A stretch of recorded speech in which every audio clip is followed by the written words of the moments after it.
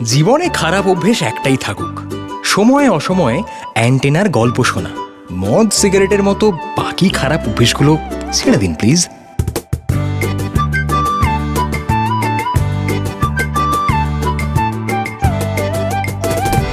তুমি বাপুজিকে বলো না তোমার কাছে আমি ইংরেজি পড়বো। তুমি আমার কাছে ইংরেজি পড়বে? আর একটু জোরে গাও, বেশ লাগছে। না, গাইবো না। এই, মার খাবে জোরে না গাইলে।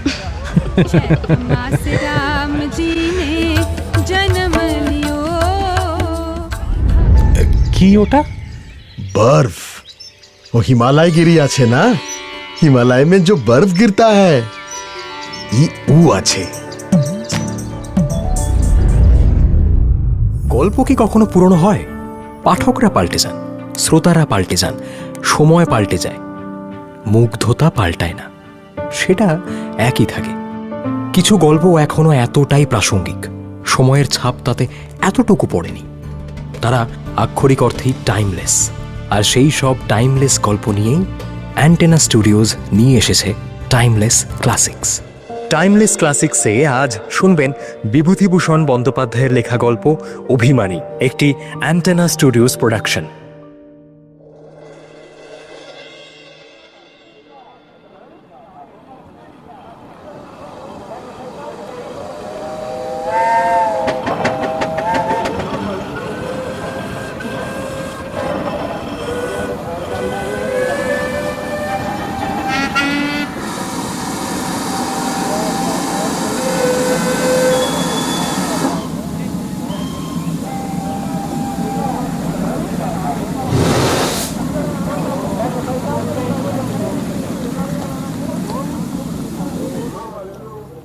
কাশি থেকে মোগলসরাই এলাম একেবারে নিঃসম্বল অবস্থায়। এই 6 মাস আগে আমি মুঙ্গেরের পিসিমার বাড়ি থেকে কাশি আসি এমনই নিঃসম্বলে। মুঙ্গেরের পিসিমার বাড়িতেও এসেছিলাম নিঃসম্বলে নিজের দেশ যশোর জেলার এক অজ পাড়া গা থেকে। উদ্দেশ্য একটাই, চাকরি খোঁজা। মুঙ্গেরের পিসেমশাই ও পিস্তত ভাইয়েরা আশা দিয়েছিল, আরে থেকে যা, চাকরি ঠিক জুটে যাবে। তারা তা পারেনি, কিংবা হয়তো করেনি। পিসিমা কেবলই বলতেন, তাকো না বাপু, দুদিন দেশ থেকে এচো, জলে তো আর পড়ে নেই। এমন কিছু নয় যে ঘরে তোমার ছেলে মেয়ে কাঁদছে, তা একটা পেটের জন্য কিসের এত ভয় তোমার বাপু? হ্যাঁ, চাকরি না জুটবে। পিসিমার কোঁড়েতে 2 দিন রইলেই বা। এ কথা আমার ভালো লাগলো না। কেনই বা আমি পরের বাড়িতে বরাবর থাকতে আর খেতে যাব? না না না, তা হবে না। চাকরি না পাই চলে যাব এখান থেকে। চাকরি যদি না করব তবে দেশে কাকার সংসারে থাকলেই তো হতো। যাকে কিছুতেই যখন কিছু হলো না, তখন একদিন কাউকে না বলে মুঙ্গের থেকে রওনা দিলাম। কাশি এসে কিছুদিন পর চিঠি দিয়েছিলাম পিসিমাকে। স্পষ্ট লিখে দিয়েছিলাম আমি কাশি চলে এসেছি এবং ভালোই আছি, তিনি যেন চিন্তা না করেন। এখন কথা হচ্ছে, এই কাশিতে 6 মাস থেকেও আমি কিছুই জোটাতে পারিনি। দুমুঠো খাবারের জন্য দরজায় দরজায় ঘুরেছি, যাত্রীদের মুটেগিরি করেছি, কখনো বা হোটেলে বাসন মাজার কাজও করেছি, কিন্তু না, স্থায়ী চাকরি কিছুতেই জোটাতে পারিনি। এখন এমন দশায় এসে পড়েছি যে আর কাশিতে থেকে কোনো লাভ নেই, খেতে পাবো না। আজ সকালে কাশি থেকে পায়ে হেঁটে মোগলসরাই চলে এসেছি। বাংলাদেশেই ফিরব। সকালে এক মুঠো ছাতুর দলা খেয়ে পেট ভরে জল খেয়ে নিয়েছিলাম। সন্ধ্যের সময় ডাউন পার্সেল এক্সপ্রেস ধরবো বলে বসে আছি প্ল্যাটফর্মে। অনেকে বলল যে ওই ট্রেনটায় নাকি ভিড় কম হয়। আগে 4-5খানা ট্রেনে ভিড়ের জন্য উঠতেই পারেনি। ভুল করে একখানা মিলিটারির কামরায় উঠে বসেছিলাম। হাত ধরে জোর করে নামিয়ে দিয়েছে। তখন কত হবে, বেলা 2:30। বেজায় খিদে পেয়েছে। সন্ধে হতে বেশি দেরি নেই। আমি প্ল্যাটফর্মের এক প্রান্তে চুপ করে বসে আছি। আমার কাছেই প্ল্যাটফর্মের নিচে কয়েকজন পশ্চিমা লোক আটা মাখছে ও ডাল বাচ্ছে। ওদের মধ্যে একজন আধবুড়ো লোক, রোগা, শীর্ণকায়, কালো, মাথায় একটা ময়লা ন্যাকড়া জড়ানো। আমায় জিজ্ঞেস করলে, কোথায় যাবে? কোথায়? আগে বাংলাদেশে। মাকান? ওই বাংলাদেশেই। ও, কোথায় এসেছিলে? আমি সংক্ষেপে ওদের কাছে আমার সব কথা বললাম। ওদের মধ্যে আর একজন ছোকরা মতো লোক বলল, কিছু খাওনি সারাদিন? ছাতু খেয়েছি ওবেলা। তুই বালা কি খাবি? হাতে পয়সা পয়সা কিছু আছে কি নেই? আগে না। ए पवन, जा देख लाओ खुलल बाकी ना।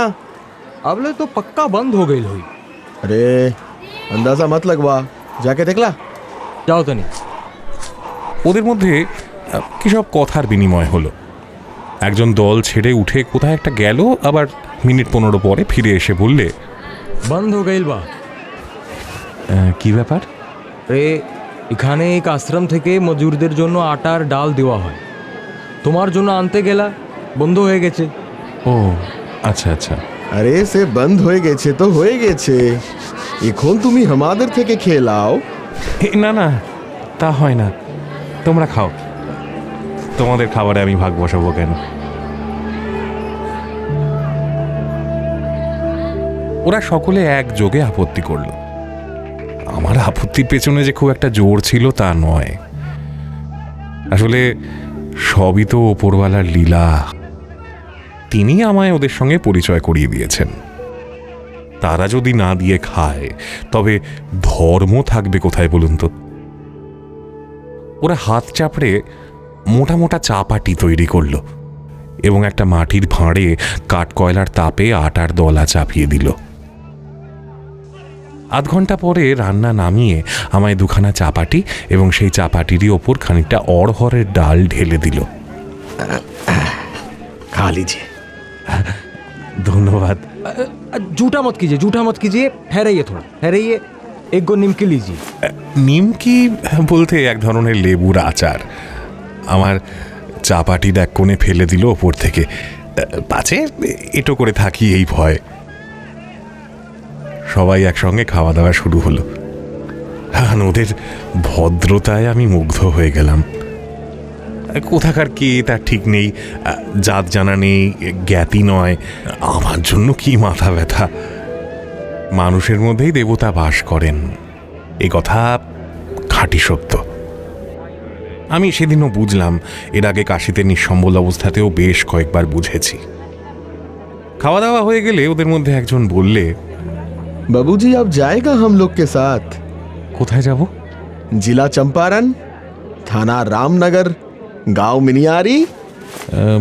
সেখানে গিয়ে কি করব? তোমাকে আমরা খেতে দিব, থাকতে দিব।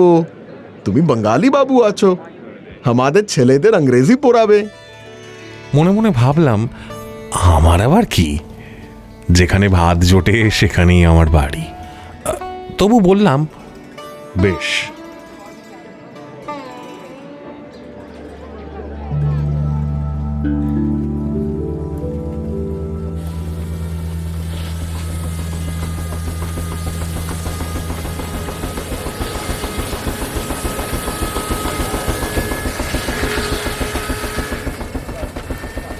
ওদের গাড়ি এলো, আবার কাশীর দিকেই যেতে হলো। কাশী থেকে গোরখপুর, সেখান থেকে গণ্ডক নদী পার হয়ে ওটি রেলের গাড়িতে উঠে পরদিন রাত 9টায় নামলাম নারকটিয়াগঞ্জ। সেখান থেকে আবার ব্রাঞ্চ লাইন গেল রামনগর। রামনগর থেকে হাঁটা পথে ওদের গ্রাম মনিয়ারি, প্রায় 12 মাইল। মাঝে সেচ বিভাগের খাল পার হতে হয় দুবার। দিন তিনেক লাগলো সব শুদ্ধ, কিন্তু এখানে এসে বেশ লাগলো। বড় সুন্দর জায়গা। আমি যখন ওদের গ্রামে পৌঁছেছি তখন বেলা 3টে। দূরে একটা সাদা মতো জিনিস পাহাড়ের মাথায় দেখা যাচ্ছিল বেশ অনেকক্ষণ থেকে। আমি মনিয়ারি ক্যানেল পার হওয়া থেকে দেখছি। একটু উৎসুক হয়েই বললাম, কি ওটা? बर्फ। वो हिमालय गिरी আছে না, हिमालय में जो बर्फ गिरता है ই উ আছে। এই বরফাবৃত হিমালয়ের দৃশ্য কখনো দেখিনি। কি অদ্ভুত, কি সুন্দর। এদেশে আমি না থেকেও পড়ে থাকবো। দিন দুই কাটলো। এখানে এসে জানলাম ওই পাগড়ি পরা আধবুড়ো লোকটি যিনি আমায় গ্রামে এনেছেন তার নাম মাধোলাল। অতি ভদ্রলোক, অবস্থাও বেশ ভালো। পাড়াগাঁ অঞ্চলের বড় চাষি, গৃহস্থ। 25-26টা দুগ্ধবতী গরু আছে বাড়িতে। দুধ দেয় 1 মণ। ধান, গম এসবেরও মজুদ যথেষ্ট। বাঙালি বাবু, খেতে দিয়েছি।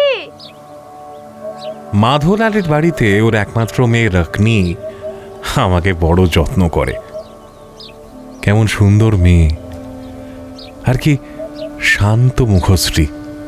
আসলে এদেশের সকলের মধ্যেই সরলতা ও নিষ্কলুষতার ছাপ। এখানে এসে যেন একটা অদ্ভুত মায়ারাজ্যে এসেছি বলে মনে হলো। আমি মাঝে মাঝে গ্রাম থেকে বেরিয়ে বনের ধারে পাহাড়ি নদী কুসুম্বতীর ধারে শিলাখণ্ডে বসে থাকি। সেখানে ছায়ায় বসে আপন মনে বন জঙ্গল দেখি, আর দূরে বরফ ঢাকা পাহাড়ের দিকে চেয়ে কত কি ভাবতাম নির্জনে। খেতে পেতাম না কাশিতে, তার আগেও কাকার সংসারে কি হেনস্থা কি লাঞ্ছনাই না গেছে। আসলে হাতে পয়সা না থাকলে সবাই নিচু চোখেই দেখে। এখানে এসে আনন্দ পেয়েছি, তার চাইতে বড় কথা শান্তি পেয়েছি। মাধোলাল আমায় ছেলের মতোই যত্ন করে। আমি ওকে কাকা বলে ডাকি। ওই কাকা আর নিজের কাকার যে কি তফাৎ তাই ভাবি মনে মনে। বাঙালি বাবু, আমি আজ তোমার জন্য ভাওরা পাকাবো, খাবে তো? সন্ধেবেলা হঠাৎ রকনি আসে। ভাওরা? সেটা আবার কি? ঠিকই, ভাওরার নাম শোনোনি? আটার হয়, এমনি গোল গোল, ঘুঁটের আগুনে পোড়াতে হয়, ঘি জবজবে আলুর চোখা দিয়ে খেতে হয়। আলু ভাতে দিয়ে ভালো লাগে বুঝি? খুব। আরে খেয়ে দেখো না। আচ্ছা, বেশ বেশ। আর বাঙালি বাবু, কি বলো না? তুমি বাপুজিকে বলো না তোমার কাছে আমি ইংরেজি পড়বো। তুমি আমার কাছে ইংরেজি পড়বে? হ্যাঁ, পড়বো। আচ্ছা, বেশ বেশ, পড়াবো পড়াবো। আর বলবো তোমার বাবজিকে। বাঙালি বাবু, তুমি কিন্তু এখানেই থাকো, কোথাও যেও না। যাবো না? না, আমি তোমায় মাঠা খাওয়াবো, চতুর লাড্ডু খাওয়াবো, মালাই মিঠাই সব খাওয়াবো। তা না হয় খেলাম, কিন্তু মাছ মাছ না খেলে বাঙালির শরীর টিকবে? রাখনি খিলখিল করে হেসে ওঠে। ঝকঝক করে ওর মুক্তোর মতো দাঁতগুলো। 14-15 বছরের স্নিগ্ধ মেয়ের মুখের প্রাণ খোলা হাসি। মাছলি কত আছে কাসমাইয়ে, যাবে মাছ ধরতে? কোথায়? সেই গভর্নমেন্টের খালে? সেখানে ওদের লোক বসে আছে, মাছ ধরতে দেবে কেন? আমি ধরবো, তোমাকে ধরে দেব। আরে মেয়ে মানুষকে চৌকিদার কিছু বলবে না। আচ্ছা, গভর্নমেন্টের চৌকিদার মেয়ে পুরুষ বাঁচবে না রাখনি? চুরি যে করে তার আবার মেয়ে মানুষ।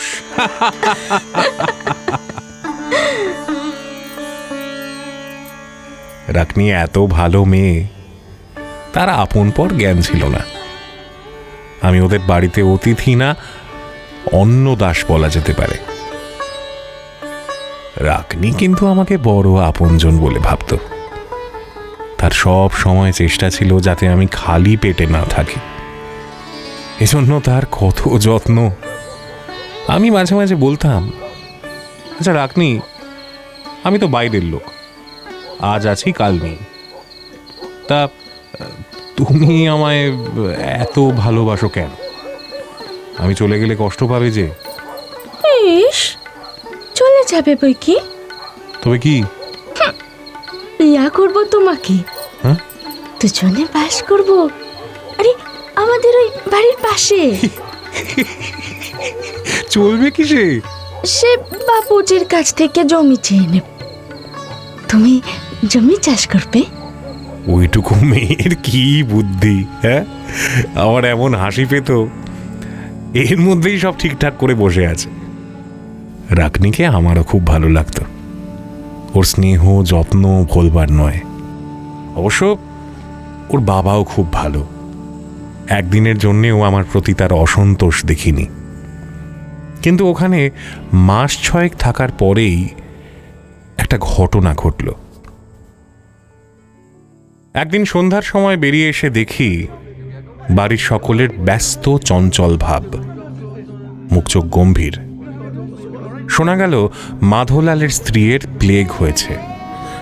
প্লেগ, ওখানকার লোক খুব ভয় করে এই রোগটাকে। বাড়িতে লোকজন আসা বন্ধ হয়ে গেল। গ্রামের চৌকিদার 11 মাইল দূর থানায় খবর দিতে ছুটল। ঠিক পরদিন সন্ধ্যাবেলা মাধোলালের স্ত্রী মারা গেল। প্লেগ ধরল মাধোলালকেও। তৃতীয় দিন সবাইকে কাঁদিয়ে মাধোলালও চলে গেল। একই সঙ্গে মাধোলালের বুড়ো পিসিমা, তিনিও চোখ বুঝলেন। 6-7 দিনের মধ্যে এক এক করে মাধোলালের বাড়ির সকলে চলে গেল। নেমে এলো অন্ধকার। রাকনি বাদে সবাই।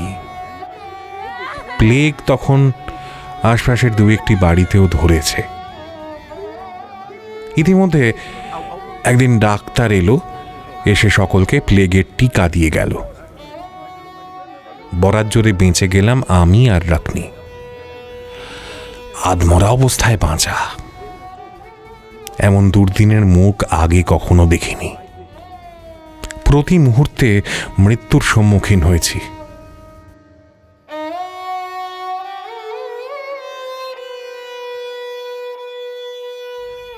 মৃত্যু, সে যে কি করুণ! আমি রাকনিকে সান্ত্বনা দেব কি? নিজের চোখের জলই আটকাতে পারছি না। যখন সব মিটে শেষ হয়ে গেল, প্লেগ থামল, তখন ওদের বাড়িতে আমি আর রাকনি আর ভক্তদাস বলে ওদের এক পুরনো চাকর, এই 3 জন টিমটিম করে বেঁচে আছি। সরকারি লোকেরা এসে ঘরদোর ধুয়ে ধোঁয়া দিয়ে ওষুধ ছিটিয়ে দিয়ে পুরনো কাপড় চোপড় সব পুড়িয়ে দিয়ে চলে গেল। আমার আর ভালো লাগছে না এখান থেকে বেরিয়ে পড়তাম, কিন্তু রাকনিকে কার কাছে ফেলে দিয়ে যাই, এই হয়েছে মহা সমস্যা। এ আবার কি বিষম বন্ধনে ভগবান যে আমায় জড়ালেন তাই ভাবি। বেশ ছিলাম স্বাধীন, খাই না খাই কোনো বন্ধন বা দায়িত্ব এসব তো ছিল না।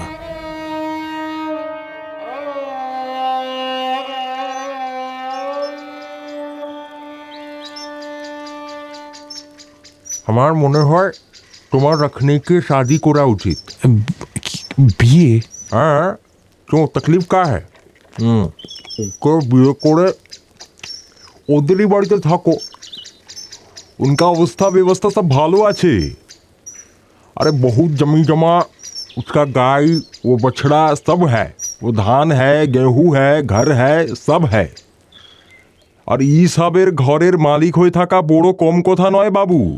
হ্যাঁ, আমি সত্যি জানি না আমি কি করব। ভেবে দেখো বাঙালি বাবু, হ্যাঁ, ইয়ে সহজ কথা না আছে আজকের দিনে। রাকনি, তার কথা যে কি বলবো, দিন রাত কান্নাকাটি করে। আমি তাকে বোঝাই, সান্ত্বনা দিই।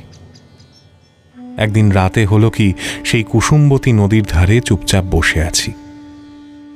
রাত বেশি হয়নি, এমন সময় রাক্কানি সেখানে এসে পেছন থেকে আলতো করে কাঁধে হাত দিয়ে দাঁড়ালো। কে রে? হো, তুমি? বাবা, এমন করে আসতে হয়? ভয় করে না আমার? ভয় কিসের? ভয় আবার কিসের? ভূতের? তুমি তো ভূত মানো না বাবুজি। মানি না, আবার ভূত না মানলেও ভয় করে এই অন্ধকার রাতে। বসো রাখনি, একটা জরুরি কথা আছে। কি? দেখো, আমি ভাবছি অনেকদিন তো হলো, এখান থেকে এবার চলে যাব, আর ভাল লাগছে না। চলে যাবে? আর আর আমি, আমাদের বাড়ি ঘর? ভক্তদাস? ভক্তদাস তো রইলই, ও তোমার দেখাশোনা করবে। আমিও মাঝে মাঝে সময় পেলে এসে দেখে যাব। আমিও যাবো তোমার সঙ্গে। কোথায় যাবে? তাছাড়া ঘরবাড়ি, গরু বাছুর, গোলা, জমি জমা, এসব কি হবে? ও সব ভক্ত দাসনি, আমার ওসব দরকার নেই। আমি সোজা বলছি বাপুজি, কি হবে গরু বাছুর আর ঘর ধরে? তুমি যাকে হয় ওসব বিলিয়ে দাও, আমি এখানে থাকবো না। আমার আমার ভালো লাগে না। কথা শেষ করে মিনতির সুরে আমার হাত দুটো চেপে ধরল রাখনি। আমায় আমায় ফেলে কোথাও যেও না বাবুজি। বলো বলো যাবে না? আর যদি যাও, আমায় আমায় নিয়ে যাবে? এখানে এখানে কার কাছে থাকবো বলো? কেন, ভক্তদাস তো আছে। না, আমি থাকবো না। ভক্তদাস মরে গেলে তখন কার কাছে থাকবো? সে একটা ব্যবস্থা হয়ে যাবে তখন। না, ও সব ব্যবস্থা দরকার না আছে, ও কিছু লাগবে না। আমি আমি তোমার সঙ্গে যাব।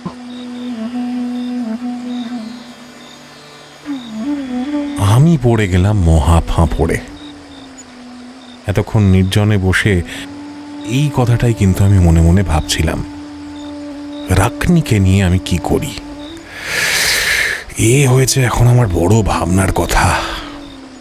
আমি চুপ করে আছি দেখে রাখনি বলল, সোনু বাবুজি, আমার একটা কথা আছে। কি? আমাকে এখান থেকে নিয়ে চলো। আমাকে শাদি করতে হবে না তোমাকে।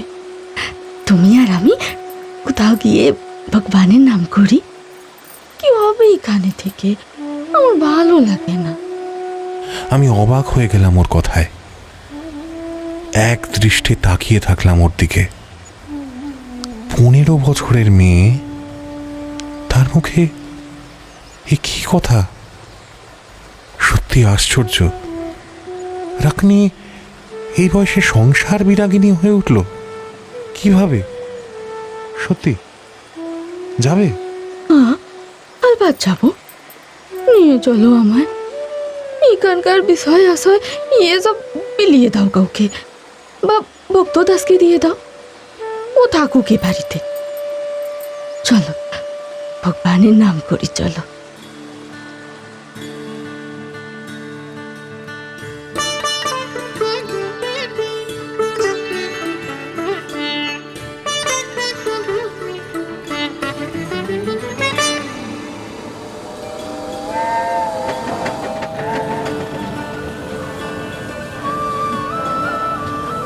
গেলাম একদিন সত্যি ওকে নিয়ে চলে।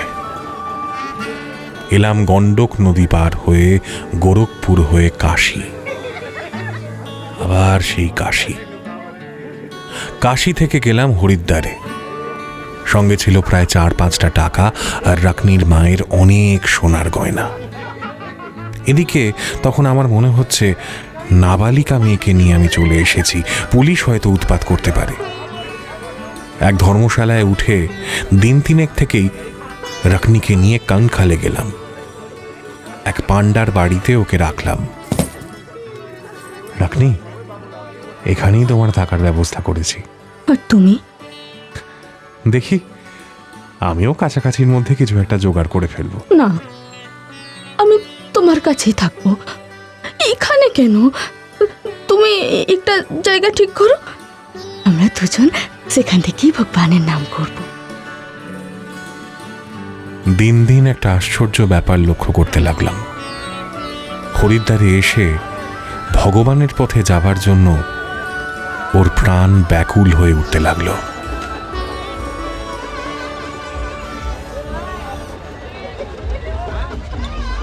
এক বাঙালি সাধুর সঙ্গে বেশ আলাপ হয়ে গেল গঙ্গার ধারের ঘাটে। তার নাম স্বামী বাসুদেবানন্দ। তার আশ্রমেও আমরা গেলাম। কঙ্খলে গঙ্গার ধারে একটা পুরনো দোতলা বাড়িতে তিনি থাকেন। কিভাবে আলাপ হলো তা বলি। একদিন সন্ধ্যাবেলা আমরা সেই পুরনো ভাঙা ঘাটে গিয়ে বসেছিলাম। রাখনির গলাটা ভারী সুন্দর। ও গুনগুন করে ওর বাবার মুখে শেখা একটা ভজন ধরল। দেখি ওর চোখ ছলছল করছে।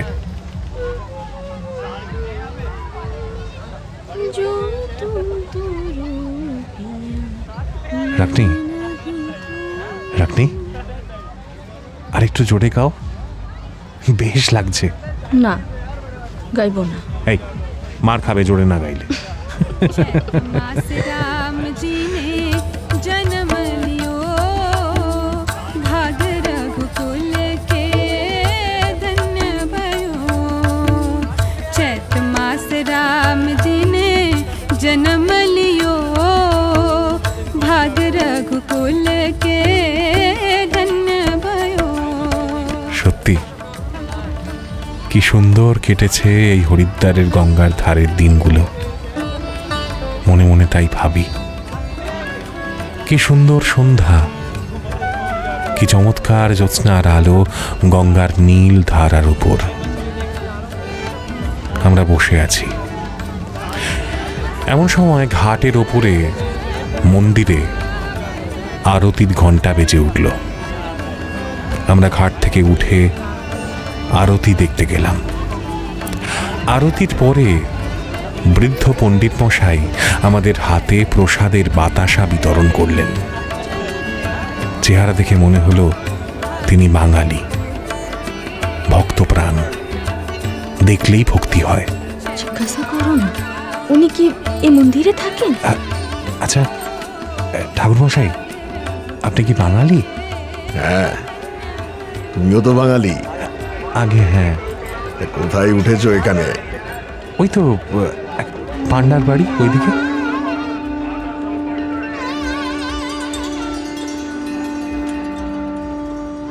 আমি তাকে রাকনির বিবরণ সব খুলে বললাম। রাকনি ছলছল চোখে তার মনের কথা খুলে বলল।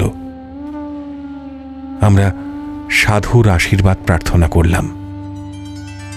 তার আশ্রমে আমাদের স্থান দিলেন তিনি। রাকনি কি খুশি। 7 দিনের মধ্যে সে সাধিকা সন্ন্যাসিনী বনে গেল। 15 বছরের মেয়ে। হ্যাঁ, তার ভজন গানে কি নিষ্ঠা। মন্দির মার্জনা করতে লাগলো প্রাণ ঢেলে। বিগ্রহের পুজোর সমস্ত আয়োজন, ফুল তোলা, পুজোর বাসন ধোয়া, মাজা, ধূপধুনো দেওয়া, সব সব করে একাগ্র মনে, ভক্তির সঙ্গে। এখানে এসে ও ভাবতে লাগলো যেন নিজের জায়গায় এসে পৌঁছেছে এতদিনে। ওর কাজ দেখে, ওর গলায় ভজন শুনে বাসুদেবানন্দ মহারাজ ওর পিঠে সস্নেহে চাপড় মেরে বলতেন, পাগলি, আর জনমে তুই ব্রজের গোপী ছিলি। এই বয়সে এত কৃষ্ণ ভক্তি এলো কোথা থেকে তাই ভাবি।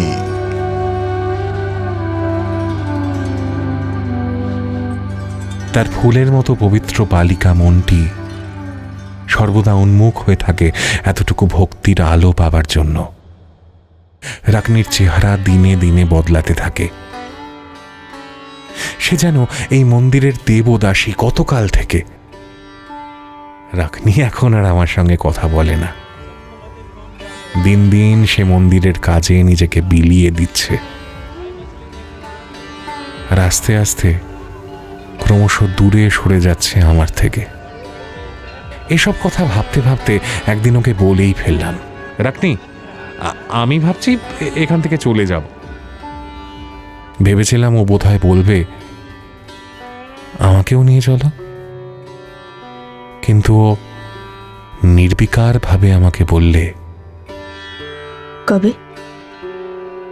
2-1 দিনের মধ্যেই। ফের কবে আসবে? দেখি। রাকনির মন ততদিনে অন্যদিকে চলে গেছে, আমায় আর ও চায় না। বড় দুঃখ হলো মনে। মনে পড়ল কুসুমবতীর তীরে সেই সব সন্ধ্যের কথা।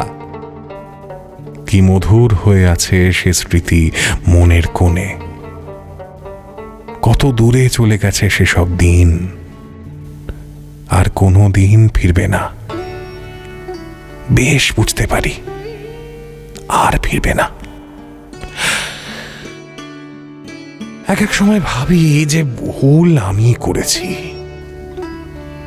রাকনিকে তো বিয়ে করা উচিত ছিল আমার। ওকে বিয়ে করে ওদের গ্রামেই বাস করতে পারতাম। সকলে বলেছিল, রাকনিও বলেছিল। কারোর কথা শুনিনি তখন। একদিন কাউকে কিছু না বলে কঙ্খল থেকে রওনা হলাম।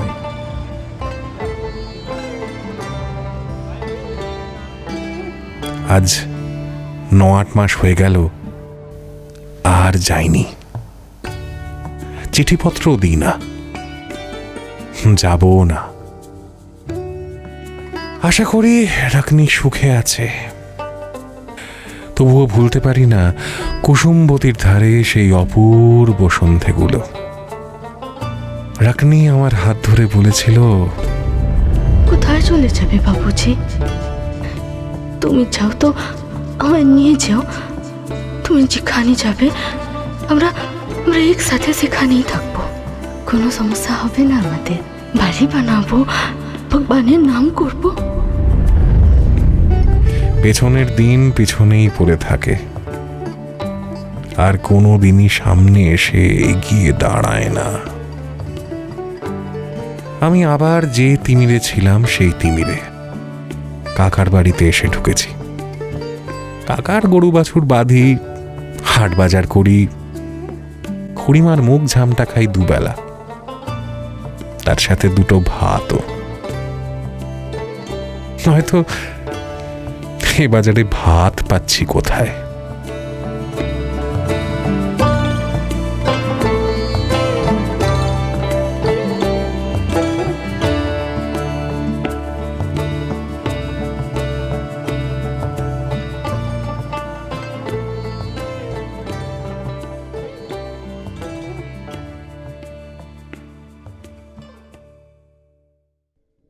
টাইমলেস ক্লাসিক্সে শুনছিলেন বিভূতিভূষণ বন্দ্যোপাধ্যায়ের লেখা গল্প অভিমানী, একটি অ্যান্টেনা স্টুডিওস প্রোডাকশন।